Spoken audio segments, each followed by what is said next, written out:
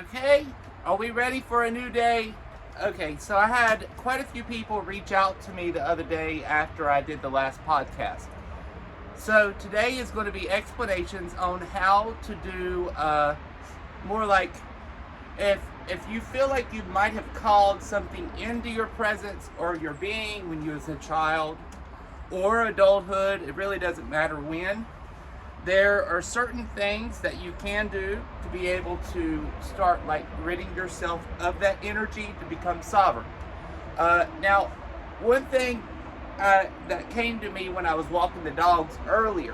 Now, and it was telling me the crossroads. Okay, so when you think of the crossroads, people in Santeria, or witches, or Wiccans, or pagans normally think of crossroads as like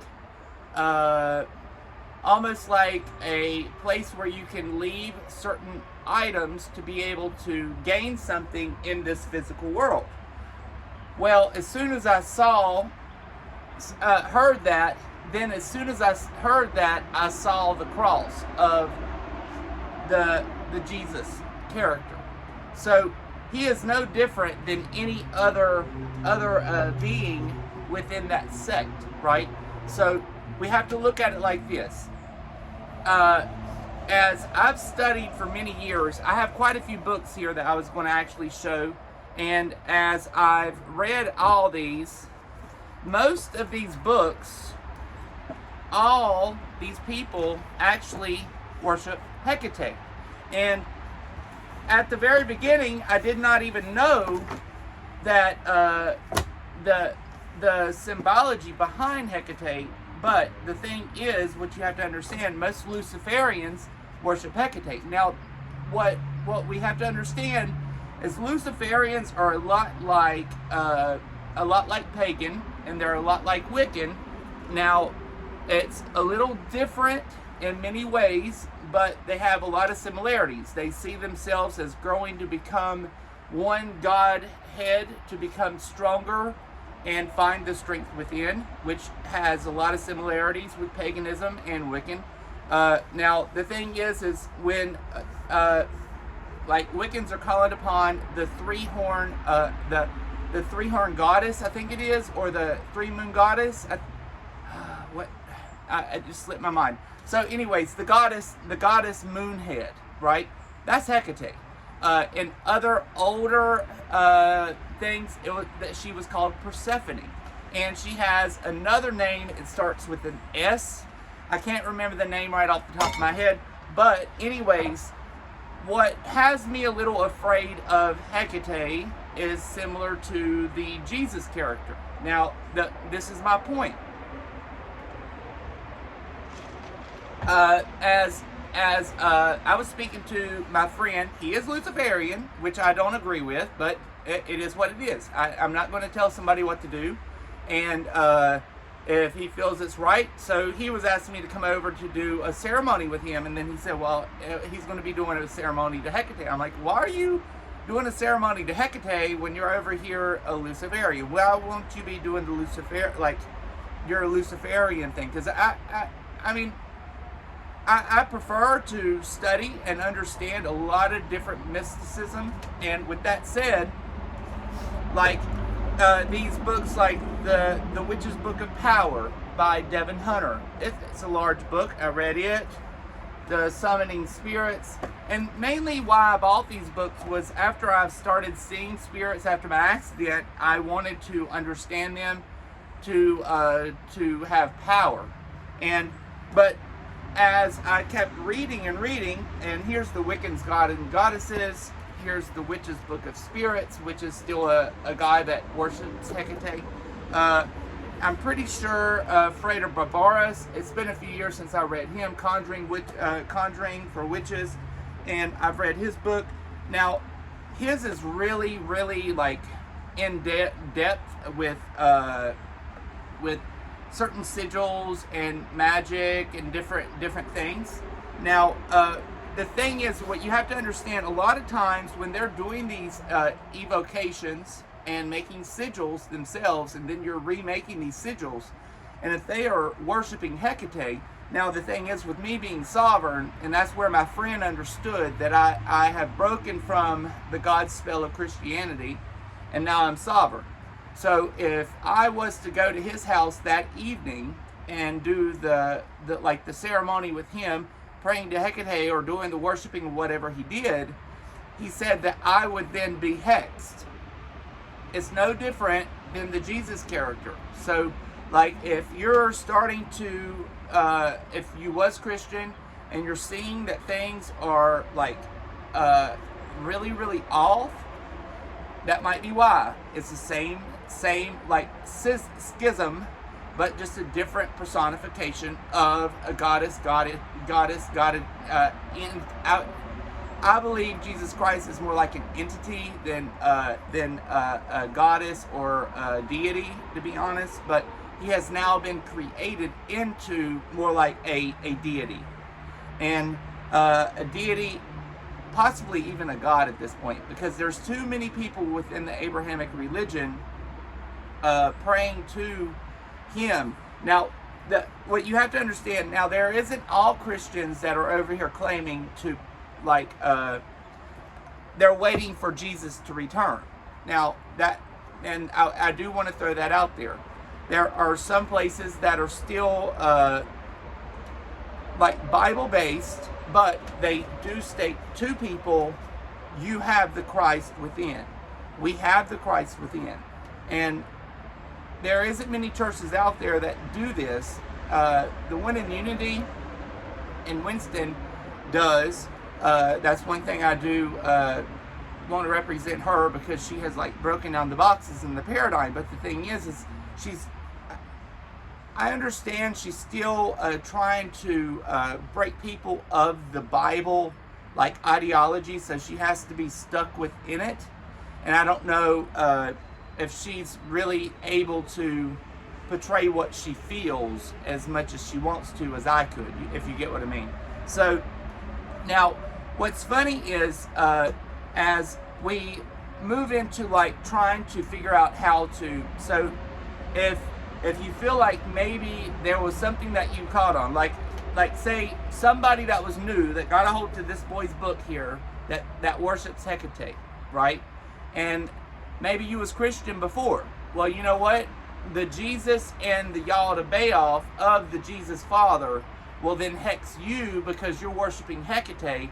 And then if you don't go towards Hecate, she will hex you. So not only will you have one or two gods and deities, but you'll have two gods actually taking and hexing you while everything is going down. And that's what a lot of people don't understand. So as you're trying to become sovereign, as like the Jesus character, he has to knock and you have to allow him in, just like Hecate. It's no different. So Hecate, Jesus, there are similar characters. Just like in the Bible, there is the Jesus and then there's the Thomas. And if you look at the original text within the Bible, Thomas means the twin of. And if you ever notice within the Bible, Thomas is never present when the Jesus character is involved within the Bible. It's always outside of when he's never around him at the same time. And so think about it like that. Okay, so the Jesus character had a twin. Does that make the representation of the inverted part to where he could actually be the Lucifer? I'm almost positive. I think that Jesus is Lucifer. But the thing is, there is not enough evidence for me to say conclusively that to somebody and say, hey, yes, but in my eyes, I feel like the Jesus character is a Lucifer portrayed as a different entity. And when it comes back, people will claim that the Christ has returned and he will be the anti-Messiah, which he was the anti-Messiah from the beginning. And people just haven't read enough history and read the historical records to actually understand it and perceive it correctly, right? So now what I did for like the trying to remove anything that I have called into my being I first took a white candle, a Godhead candle, to represent me, connection with God, or spirit, or whatever you want to consider your God. I don't know what your God is. I really don't give a fuck.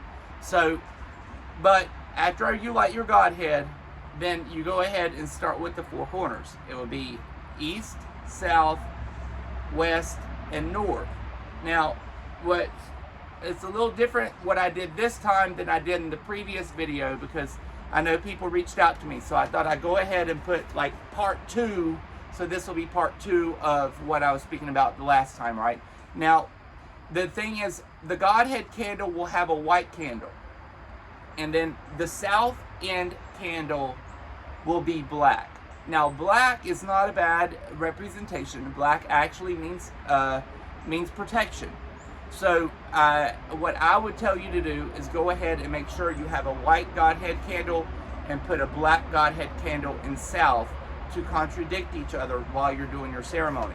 So you need to call in whatever it was, and you need to make sure while you're doing it. But first you need to light all the candles, do the steps that you need to do. So you light your Godhead, then you light east, which is wind, south is fire, that will be the black candle, and then you'll light another candle which will be in the west, that will be water. The north candle beside of the Godhead will be Mother Gaia, which is earth. Now, the thing is, after you have lit all those, what I normally do is make sure and have either Nag Champa or Dragon's Blood burning constantly on my altar, and then I will take the Dragon's Blood and I will take it and light it in each candle, and I will carry my Godhead candle to, like, before you light that candle in the east, take your Godhead candle to the east, if that makes sense. And then you light the Dragon's Blood incense, and then you put it into the candle of the east with wind. While you're doing that, I circle the Dragon's Blood around both candles, so your representation of you connected with God and the spirits, loved ones, and the archangels of the east, which is of wind. And then you'll move on to the south. Make sure the south is a black candle. That is representation of fire. So you will take your Godhead candle from the east to the south, and what I do after I do the east, I will just knock the incense out, and then I'll let it smoke and let it billow around the two candles as my connection with the spirits and my loved ones, and then I continue on to the south. And then when you move to the south, you do the same steps with a black candle and your Godhead candle, and then you will light the Dragon's Blood incense again within the Godhead candle, light the black candle, and then run the smoke around both as a connection between you and the spirits of the south, elements of fire, if that makes sense. So as you move forward, then you'll move on to the west with your Godhead candle, and then you pick your Godhead candle up, you carry it on, and then we move to the west. That is representation of water. And then you will think of the spirits of the west, light the incense again with your Godhead candle, then light the west, and then you knock it out, and then let the smoke billow around your Godhead candle and the west with water. And then you move on to the north, which is Mother Gaia, which is earth. So then you just sit your Godhead candle back where you normally would have it on the altar, right? And then you would then light the incense again, put it on the Mother Gaia candle, light it, let the smoke billow around both. Okay, as you've done that, now you have now called in and anchored your space to open up for what you need to do. Because you need to make sure and cleanse the house and purify the house before you start physically voicing what you want, if that makes sense. Because it's all physicality here. So if you want to reject anything that you have called into your being or into your soul to retract from you, you need to call it, speak of it like it is, and revoke it from your body, him and his father. But first, before you start that, you need to take something like Palo Santo or sage, and you need to light it with your Godhead candle and billow it around all four corners. So you would do another circle, or you could do it with a bundle of mint. Mint is for to bring better energy, which that could actually, to be honest, I believe the last time I did it with Palo Santo. So you can do it with Palo Santo, mint, sage. I don't normally use sage inside, but the thing is, when you've already called something in, and if it's been resonating in your body, it could actually have been like lingering there, if that makes sense. It was for me. I was, shit. I don't know how many, I went to them damn Bible camps. We went over there with like 20, 30,000 people up in them damn stadiums. I swear I was like born again Christian every year. Oh, me. And so I made sure that when I did it, but you have to make sure that when you do it, the Jesus character that we call upon today, the letter J never existed. And that's the point here, right? Now, people claim within like ancient literature, his name was Yeshua. Yeshua? I think his name was, they claim it was Yeshua. But the thing is, that's what they claim. It's not historical facts. And so what I'm thinking is that there was these messiahs before him. They just like reinvented this thing through the Romans after they went through and pillaged the villages throughout the European nations. And what they would do, they would go in, they would rape their kids, they would beat their wives, they would kill their husbands, and either they forced them to convert to Christianity or they killed him. And that's just how it worked. And that's how Christianity began. And so from the very beginning, the bloodshed was true. And as the book has been written, we have to understand, when I spoke, I'll bring this up too. So when I brought this up to the Mormon girls that used to come over here to the house, I brought this up to the Mormon girls. I said, so if they were so holy, and if Abraham was so connected to this divine mind and getting information like I get through the Akashic records, why would he kill his child when he's already being able to connect to this divine mind or this God? That's not the divine mind. The divine mind is neutral. It does not hate. It does not love. It is all-encompassing. It is everything and all things. There is no love. There is no hate. The all-encompassing spirit is anything and everything in the world that we see or that we know, or even in the universe, right? Now, the thing is, within the Gnostic text, it talks about how the Creator, the All-Creator and his wife, which would probably be Lilith, but the thing is, I don't know if they're in the same universe. So it might not even be the same broad, if you get what I mean. It might be a different lady in a different universe, but somehow we got these Gnostic scriptures. Who knows? I don't know. So as we go on, the book states that this Yod-Baoth, that is the God of the Bible, and his true name is Yod-Baoth, and the representation of what Yod-Baoth looks like, he looks like a tiger head and a snake body. Well, if you don't remember, the very first part of the book of Genesis, it talks about the snake speaking to the people. That is Yod-Baoth. That's Satan. And well, what's funny is, why did Yod-Baoth have to be coming? Why did he come here? Well, his mother could create beings. His father could create beings by themselves, but the problem is, if the mother is creating something and feeling guilty that she did not tell the all-creator husband, then there was a flaw. So when she created Yaldabaoth, she did not tell her husband, and then when she created him, he did not have the divine spark of which she had. And when he was created like a retard. Not a retard, but like a reptile. Sorry. So, and when she saw him, she shunned him, and she threw them into the third dimension, which is where we live. So, as that book continues forward, that's one of the oldest historical records that we know that's actually been translated recently, is the Nag Hammadi Gnostic text. So, as she threw him in the third dimension, there was nothing here. So he created everything within this dimension. But you have to understand, this guy does not have the divine spark.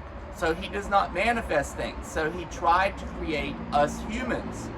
The humans could not get life because he did not have the divine spark of his mother and his father. So with that said, his mother actually came down and tricked him, and she put the divine spark within Adam and Eve, and that's why we were shunned and taken out of the garden, because we had more power than he. And that's where it gets funny, because then as the story goes, the different subspecies. So what he did when he created the human being, he put a demonic entity on each and every limb, on each and every part of our body. That's who created our bodies, was like these demons that he created. And then as he started trying to create the body just laid there for eons, it said. Eons is, I don't know how long. It's a long damn time, I would imagine. So as he tried to create us, he couldn't, because he did not have that spark. And that's when she came in and gave us the spark. And that's why they were able to communicate to him, because they were just as powerful as he. So as he did that, he then somehow damned them at that point to be more materialistic and lose a lot of our true values as of then. Just think, how long ago could that have been? I don't know. So if you think how many years they have been manipulating time and space and the human population, so today they want us to assume that we have nothing. We have no divine right. We have no space of divinity to have a connection with the divine spark without some type of minister or some type of some type of like ideology. You get what I mean? You always have to have some like person in the church to be able to say, come and tell me your sins. I don't have sins, bitch. I don't have a sin one. I was born with the divinity within.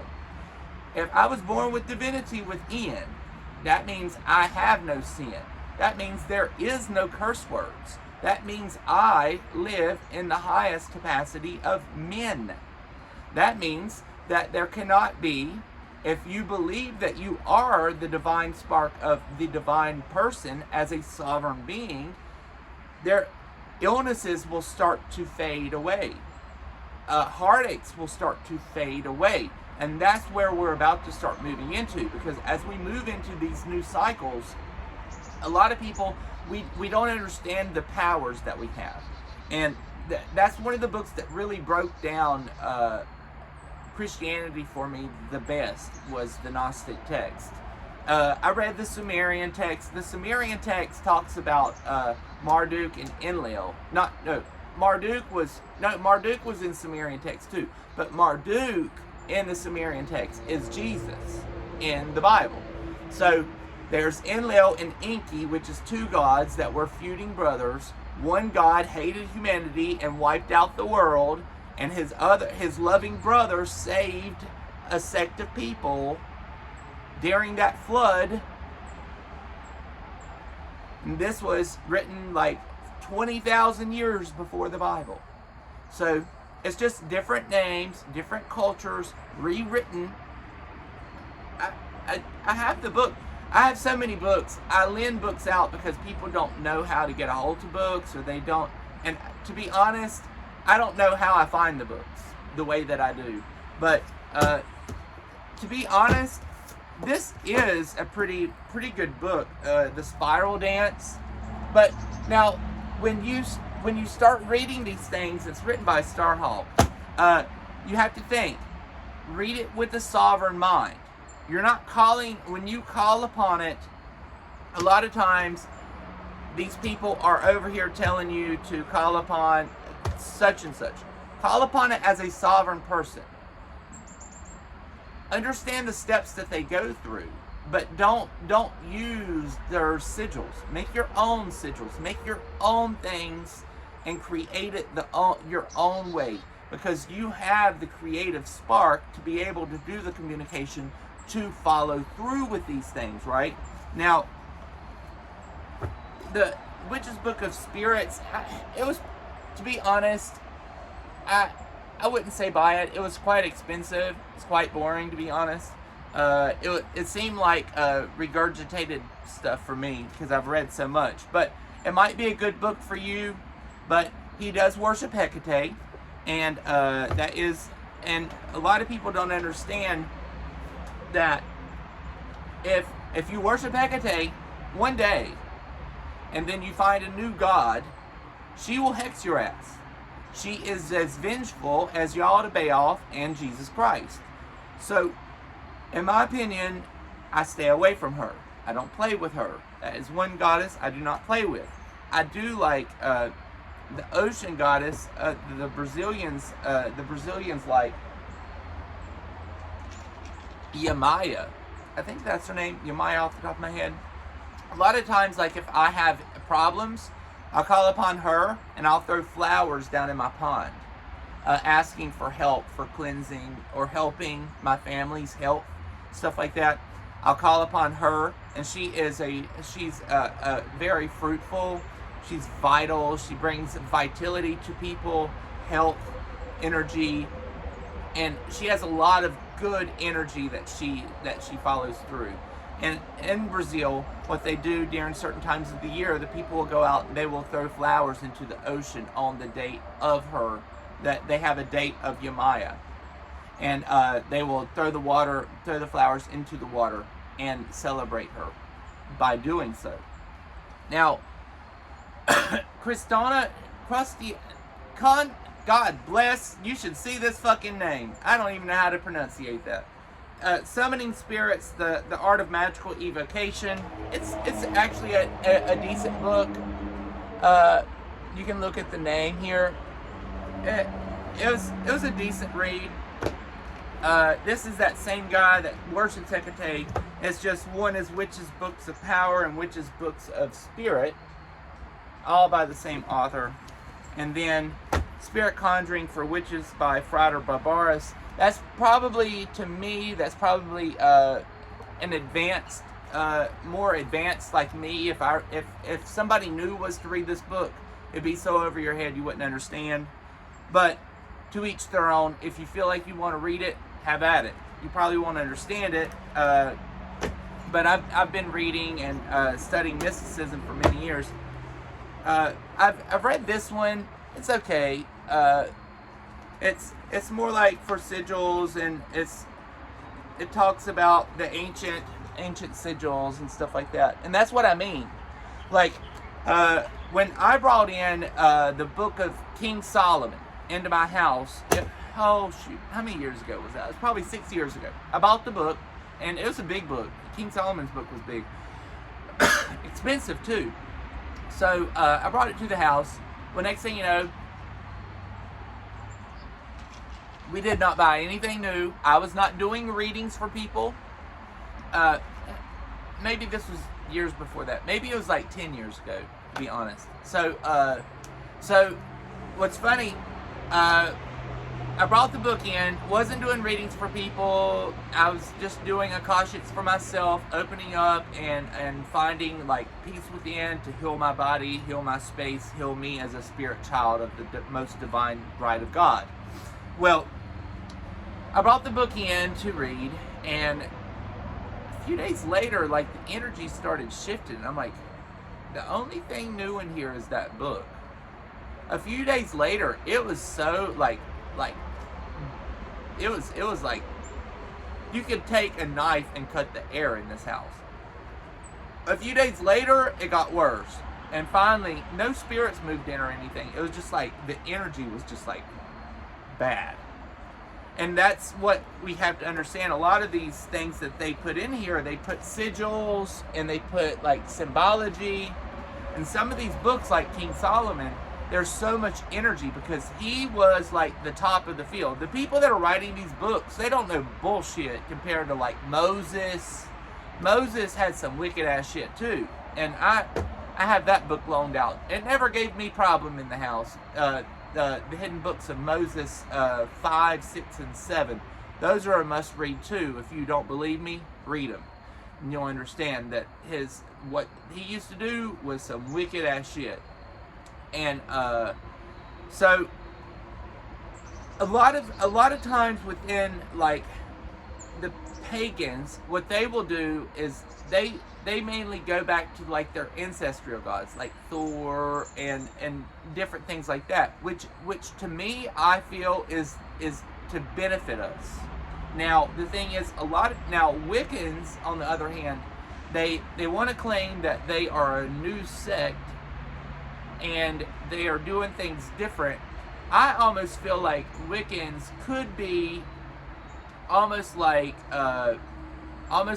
theosophy / pagan, if that makes sense. And to be honest, I'm not happy about theosophy. I've studied theosophy. I've read quite a few books on theosophy. Madame Blavatsky, if you've never heard of her, she and Aleister Crowley started the movement, and her books are quite expensive. I've had quite a few. I've resold them because I had too much money tied up in those books. And I mean, it was just books.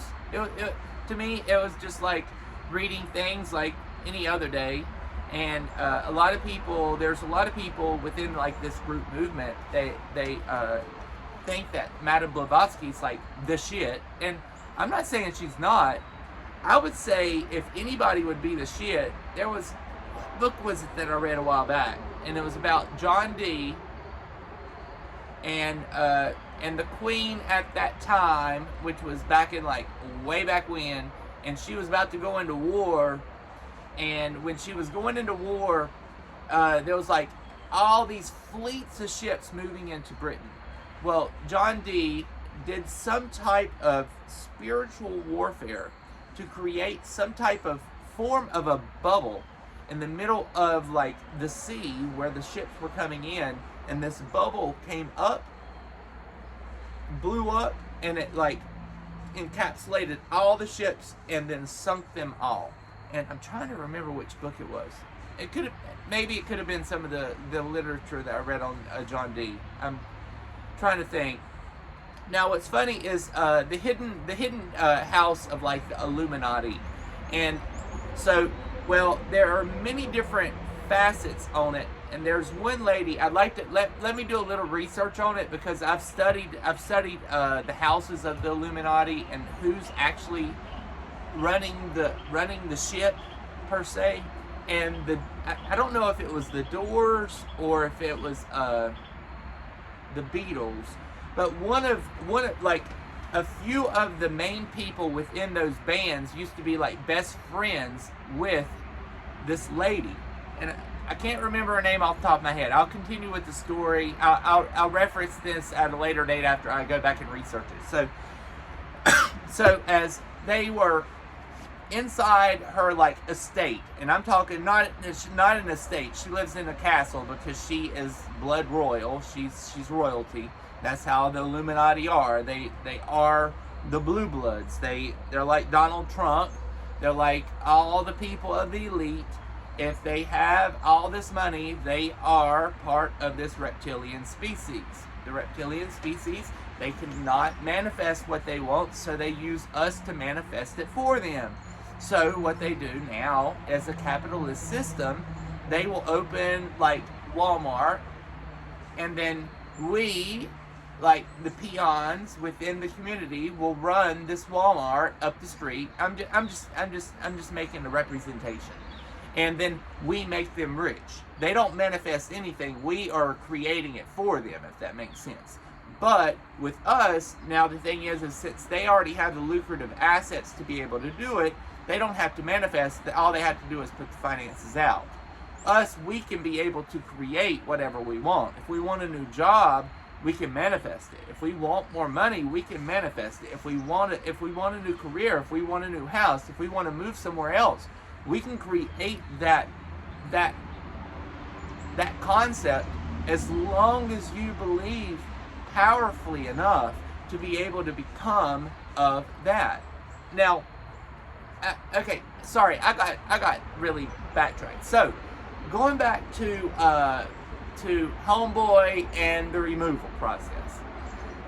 So, as we're doing this removal, so you've already done the candles, go back through with either mint, Palo Santo, or sage, back through all the 4 anchors, back through the Godhead, and then clear the space. Now, what you need to do is you need to go into a meditative state. You need to go into stillness. I would say a minimum of 10 minutes, to where you can like blink everything out of your mind, clear yourself, clear your place, and only bring in and consume the essence of everything and all things, if that makes sense. So you need to find peace. You need to find happiness. And at that point, you need to then open your eyes and go to war. And not really war, but to this other realm, that's war, because you called them in, so you're going to now reject them, if that makes sense. Now the thing is that they knocked on the door and you opened it, but you can close the door to them, if that makes sense. So the next step you will do is you need to call them, and what I did, I called it Christos, because Christos is more of like the connection to him, or I would say Jesus, because the name that people are calling him is the name of that energy, if that makes sense. So you need to either do that back and forth with Christos, because Christos is the true anointing of, like that means the flow. And that's what I don't understand. Christ doesn't mean Christ. Christ means Christos, which means the flow of the divine right of God. So, and if Jesus did not exist and the name was not here, then all there is Christos, if you get what I mean. So, with that said, after you've cleared your body in that meditative state, you need to come out and you need to say that that it's not the time that they should continue staying in an abode in my body, in my soul body, because you did not understand what was truly happening at that point, and you need to reject them. So you need to say that it's time for you to remove yourself. I reject anything that I did. And you need to make sure you do it in 3s, because you have to think. It's all remarks in 3s. So you will say, I reject Yada-Baoth, and I reject Jesus Christ, or Jesus Christos. I want you out of my soul body. I do not want you to take an abode in me. You are not allowed to consume my soul essence. I want to become a sovereign being. I want to be one with the divine mind of the one creation of everything and all things. Now, the same goes if somebody was to have read these books, and I know there's a bunch of young people out there that's reading these books that don't understand what they're doing, and they're calling in Hecate. Hecate is going to do the same shit as these will. So you have to understand, if you have done that with Hecate or any of these, you need to reject her in 3s. So you need to tell Hecate, I reject anything that I have offered you. I reject the time that I have spoke with you. I reject anything that I have when I called you in to worship you. I do no longer want to be a part of this. This is not what I wanted. I did not understand what I was getting into, and I reject anything and all things within the contract made by me and you. So make sure the contract, because there's a contract. After you have opened the door and allowed them in, the contract has been begun, whether we want to believe it or not. There's a contract. The soul contract has been written. That's what's so weird, because all I see is signatures. Like I see a picture of nothing but signatures right now. It's like a whole back wall of signatures, and it's people that are over here that they assume that they've done this for the good of themselves, but all they've done is sign themselves away. And I want to bring this up too, because as soon as I said that, it brought me to what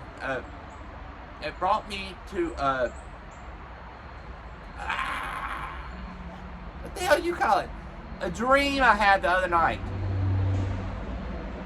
That dream I had the other night, about 50% of the people have like sold their souls out and started doing like blood sacrificial things. And they didn't even know what they were doing. It was like they were living in this deluded mindset of assuming that they were doing right.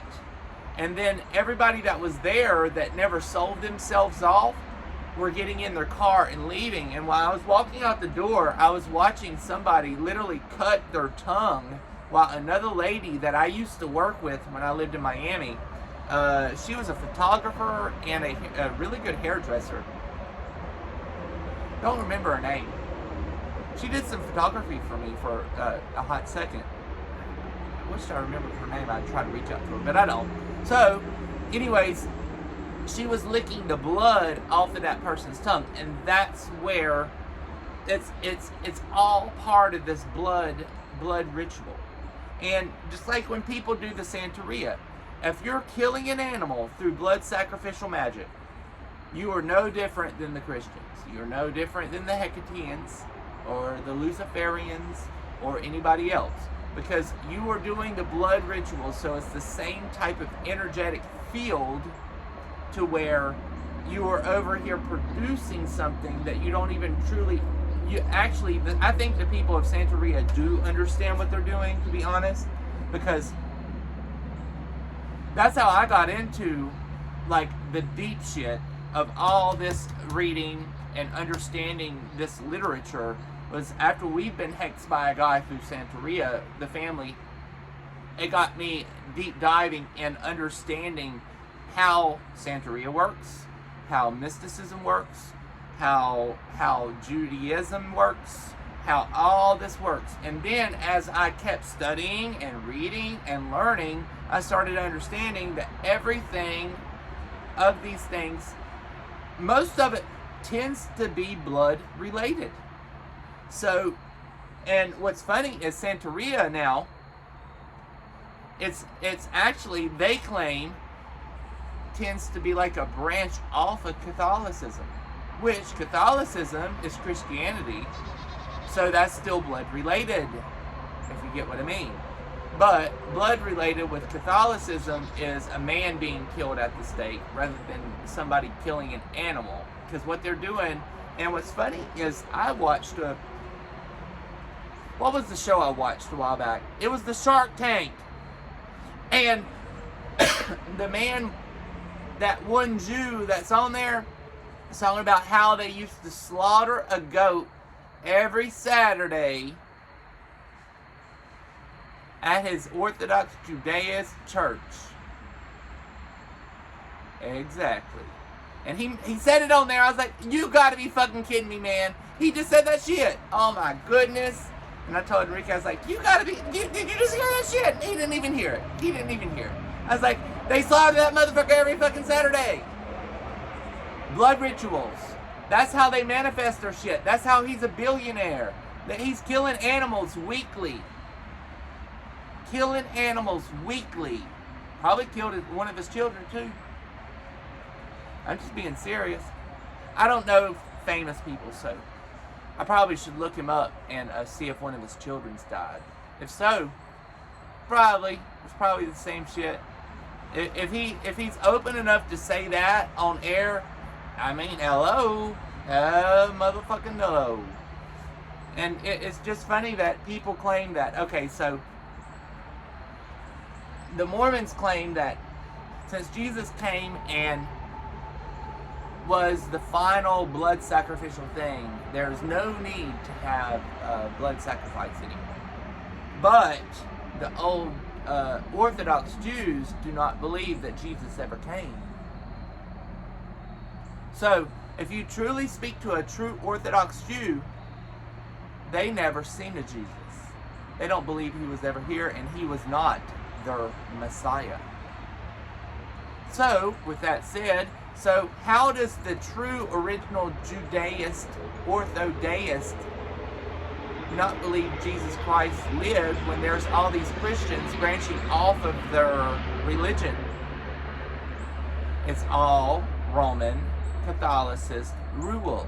And everything is through gematria, through the Catholic Church. And everything radiates off of the Pope. And it's just funny how, so you have to make sure when we do this, you meditate, you sit and you clear your head, you clear your space.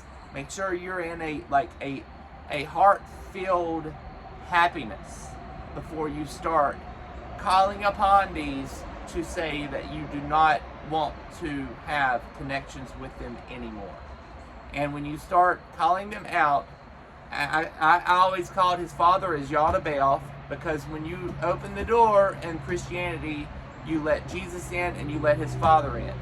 And his father is Yaldabaoth. So you need to make sure that you call him and his father, because they're both part of that soul contract that you have written up. And I'm going to leave it there. We're almost at 50 minutes, girl. We have been talking up a storm. I know I got off track for a little while, but you know, it is what it is. And I mean, well, I'm trying to like, what we have to do is we got to become as sovereign and understand things on a neutral slate. We don't need to have attachments to any type of deities or entities.